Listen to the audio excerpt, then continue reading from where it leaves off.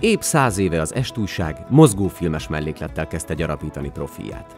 1918 őszétől a következő év tavaszáig minden héten a lapban megjelenő cikkekhez készítettek mozgóképes híranyagot. Ezt a sorozatot váltotta fel 19 tavaszán a Vörös Riport film, amely már a Tanácsköztársaság híradója volt, és amely annak bukásáig tartott. A híradók kameranegatívját és kópiáit a Tanácsköztársaság leverése után a rendőrség elkobozta és bűnjelként őrizte. Így maradt fenn hiánytalanul csaknem egy évnyi filmkrónika, amelyet most a Magyar Nemzeti Filmarchívum digitalizál, hogy legérdekesebb riportjai alapján hétről hétre megmutathassa, hogyan éltek a magyarok 100 évvel ezelőtt.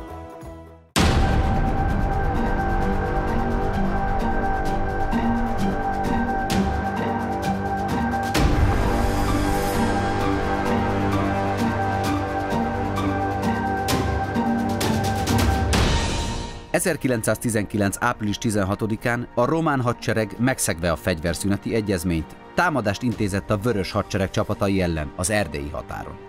A kétszeres túlerőben lévő románok meghátrálásra késztették a magyar csapategységeket, és egészen a Tisza vonaláig szorították őket vissza.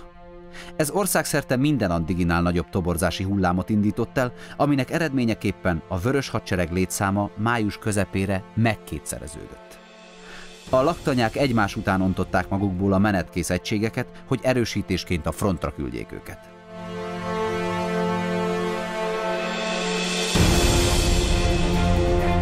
Sorra alakultak meg a munkásezredek is, s bár a forradalmi kormányzótanács eredetileg tartalékhadseregnek szánta őket, amint egy zászlóalj megkapta a kiképzést, azon nyomban indították a frontra.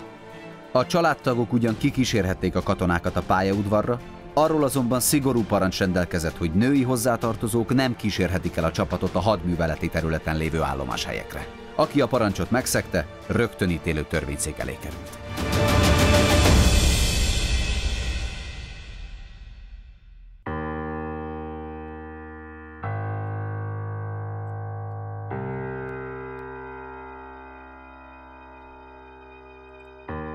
A román betörés után egy héttel, április 22-én a kormányzó tanács a Tiszántúli hadsereg főparancsnokává nevezte ki Böhm Vilmos népbiztost, aki nyomban a főhadiszállásra utazott, hogy átvegye posztját. A mozgósítás eredményei a hadseregben csak május 1-e után mutatkozhattak meg igazán, hiszen a szervezéshez idő kellett. Ekkorra azonban a Tisza teljes keleti partját már a román hadsereg tartotta ellenőrzése alatt, s félő volt, hogy nem állnak meg a Tisza vonalánál. Április 27-én megmozdult az északi és a déli front is.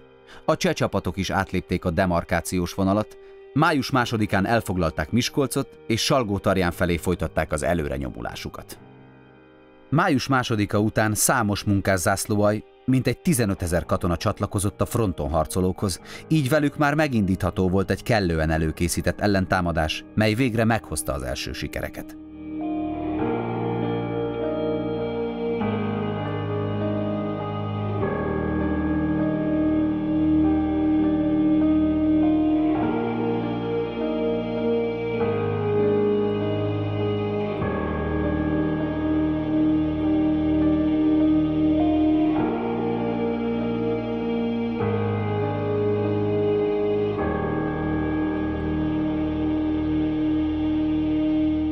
A proletárvezetőknek fontos volt, hogy a Vörös Hadsereg győztes csatáiról hírt kapjanak az emberek. Így a fronton történő események állandó részévé váltak a Vörös Riport film propaganda híradóinak is.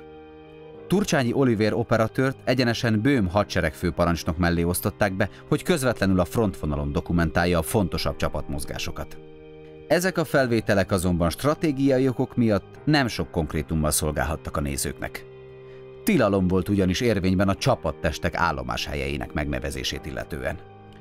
Sem levélben, sem táviratban, sem telefonon nem volt szabad ilyen jellegű információt kiadni, mivel az fontos hadműveleti titoknak számított. Ugyanez vonatkozott a napilapokra, s a filmhíradók beszámolóira is. Így nem sok nyom maradt az utókor számára, hogy pontosan beazonosíthatók legyenek a felvételek helyszínei vagy készítésük időpontja. A csapatszemlén megjelent a fiatal Rákosi Mátyás népbiztos is, aki a hadseregen belül elsősorban a déli fronton teljesített szolgálatot.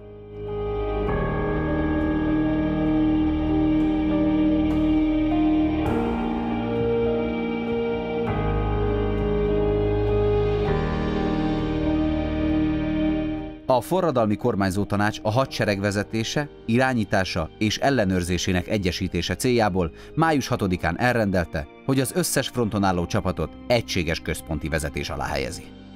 A kormányzótanács az összes haderők főparancsnokává Böhm Vilmost, vezérkari főnökévé pedig Stromfeld Aurélt nevezte ki, aki már a világháborúban is bizonyította rátermettségét, és április 22-től a Tiszántúli hadsereg vezérkari főnöke volt. Böhm Vilmos még aznap meglátogatta a déli fronton szolgálatot teljesítő katonákat, majd másnap reggel az északi frontra utazott, hogy megszemlélje a Salgótarjánnál állásban lévő csapatokat, s kitartásra biztassa őket a csehek napok óta tartó erőteljes támadásaival szemben. Erősítésül elrendelte a budapesti tartalékos munkászászlóaljak felvonulását a területre.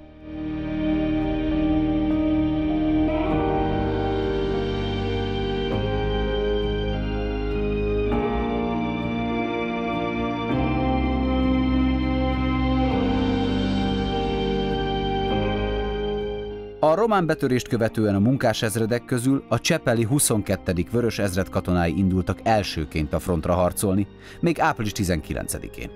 Szinte azonnal ki is vívták a hadsereg vezetőinek elismerését, ugyanis április 26-án a Nyíregyházánál folyó harcokban a csepeli tölténygyár munkásaiból álló zászlóalj katonái tűntek ki, végsőkig menő elszántságukkal. Sorban érkeztek az újabb és újabb tartalékos csapategységek a front mögötti területre, ahol gépfegyveres századok készültek bevetésre. Böhm Vilmos főparancsnok május 9-én újabb szemlét tartott a munkásgyalogezredek felett. Ezredenként és zászlóaljanként egyenes oszlopokba fejlődve kemény léptekkel vonultak el előtte a második gyalogezred katonái, a Lipták, a Hoffer és Schranz, a Teidloff és Dietrich, az Orenstein és Koppel gyárak, illetve a volt autójavító műhely munkásainak 3 zászlóalja. Utánuk a 22. munkásezred, a csepeli vasasok ezrede, majd a 29. munkásezred, mely a Schlick-Nicolson, a Lángépgyár és az István-Telki főműhely munkásaiból alakult. A hadseregparancsnok végigment soraik előtt, hogy megvizsgálja felszerelésüket, s meghallgassa parancsnokaik jelentését. A szemle végeztével elégedetten nyilatkozott a Proletár Hadsereg című lap és a Népszava munkatársai előtt, kiemelvén a megtekintett ezredekbe tömörült vörös katonák lelkesedését, nagyszerű magatartásukat, a náluk tapasztalt fegyelmet és a csapatok kiképzését. Az előttük álló küzdelemnek nagy volt a tétje, ugyanis ha nem tudják megállítani a cseheket, Salgótarjánt és a szénbányákat veszíti el az ország, a megmaradt területek legfőbb energiaforrását.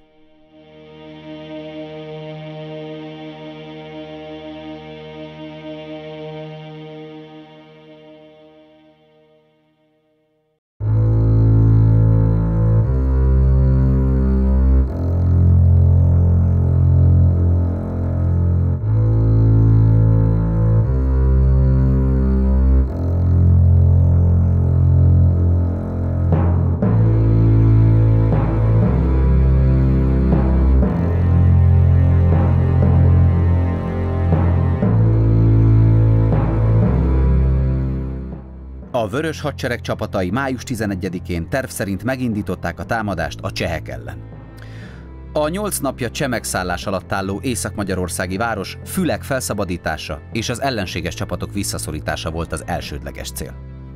Ez volt a magyar hadsereg első megmozdulása, melyet előre bejelentettek. Az előnyomuló seregek között ott volt Böhm Vilmos hadsereg főparancsnok is, aki a legelől haladó csapategységekkel ment.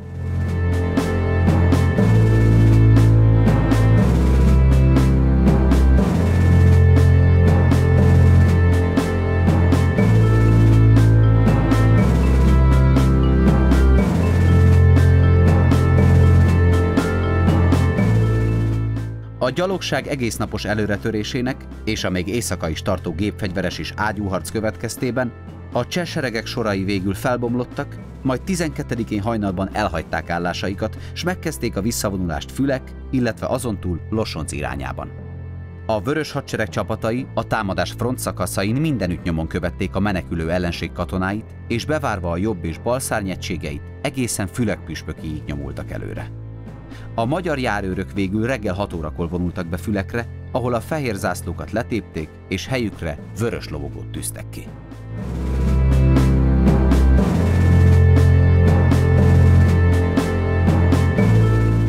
A frontvonalon dolgozó operatőr megörökítette a főparancsnokot, amint a legelső állások mögötti fedezékben igyekszik mindenről tájékozódni, valamint forgatott a frontszakasz csapatmozdulatait irányító dandárparancsnokságról is.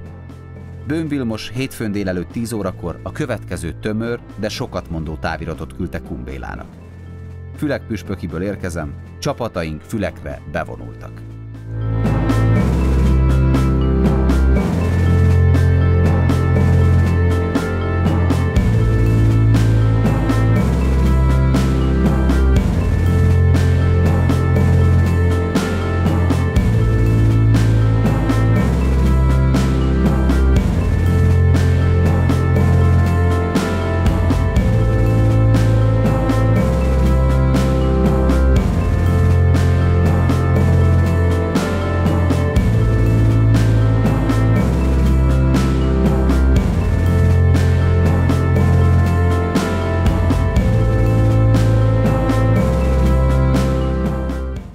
A hadseregparancsnok, mivel maga is részt vett a csatában, személyesen köszönhette meg a harcokban résztvevő csapatoknak Fülek felszabadításáért tett erőfeszítéseiket, de május 15-én hivatalos hadseregparancsban is megerősítette elismerését a 6. hadosztálynak és a hadosztály kötelékében harcoló dandároknak és zászlóaljaknak.